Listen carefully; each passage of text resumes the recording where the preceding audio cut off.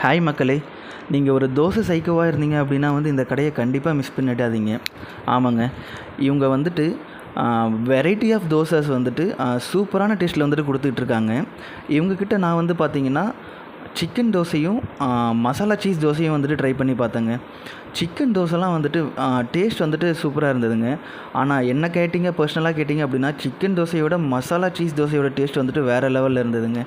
அந்த மசாலாவில் சீஸ் போட்டு அதை கரெக்டாக வேக வச்சு சூப்பராக கொடுத்துருந்தாங்க. அதுக்கடுத்து இவங்களோட சிக்னேச்சர் டிஷ்ஷான பூண்டு கலக்கி அதை ட்ரை பண்ணி பார்த்தா அது வேறு லெவல் ஆஃப் டேஸ்ட்டில் இருந்ததுங்க. இது மூணுமே நான் இங்கே ட்ரை பண்ணியிருந்தேன்.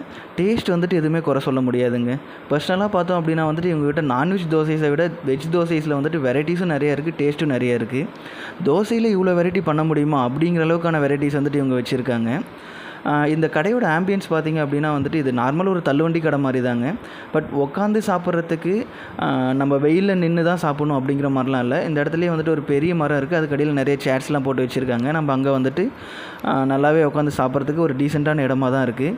இந்த கடை எங்கே இருக்குதுன்னு பார்த்திங்க அப்படின்னா வேளச்சேரி டிசிஎஸ் ஆஃபீஸ் இருக்குது இல்லைங்களா, அதுக்கு அதோட கேட்டுக்கு கொஞ்சம் பக்கத்துலேயே இருக்குது. இந்த கிளிப்பில் பார்த்திங்கன்னா உங்களுக்கு தெரியும், வேளச்சேரி டிசிஎஸ் ஆஃபீஸ் இங்கே இருக்குது. அதுக்கு அதோட பக்கத்துலேயே பார்த்தோம் அப்படின்னா இந்த கடை இருக்குங்க.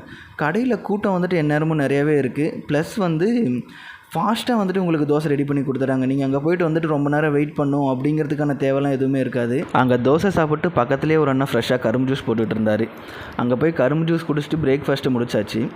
இந்த தோசை கடையோட பேர் பார்த்திங்க அப்படின்னா தோசை ஹவுஸ். இந்த கடையை நீங்கள் ஆல்ரெடி ட்ரை பண்ணி பார்த்துருந்தீங்க அப்படின்னா நான் ஏதாவது டிஷ் மிஸ் பண்ணியிருந்தேன் நல்லாயிருக்கும் அப்படின்னா எனக்கு சஜஸ்ட் பண்ணுங்கள். இந்த கடையை ட்ரை பண்ணி பார்க்கல அப்படின்னா ட்ரை பண்ணி பார்த்துட்டு உங்களோட கமெண்ட்ஸை ஷேர் பண்ணுங்கள்.